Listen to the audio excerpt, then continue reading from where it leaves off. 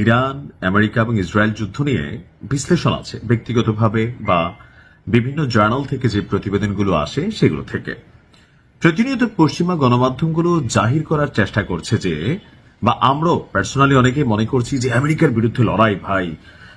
যে কোনো দেশের ঘাম বের হয়ে যায়, সেখানে ইরান আসলে কতটুকু টিকবে, বা রাজধানী তেহরানকে যেভাবে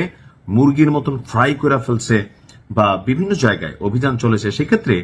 ইরান আসলে কতটুকু লং লাস্ট করতে পারবে। তো আপনাদেরকে একটু ব্যাকে নিতে চাই। প্রায় 3 বছর যাবৎ ইসরায়েল এবং ফিলিস্তিন যুদ্ধে বীরদের ছোট্ট একটা এরিয়া, নাম ছিল গাজা, সেই এলাকাটার মধ্যে এত শত অভিযান চালিয়েও একটা জিনিস করতে পারে না, সেটা হচ্ছে বীরদের তৈরি ভূগর্ভস্থ যে টানেল আছে, আরেকটা শহর, সামরিক শহর, এই টোটাল টানেলটা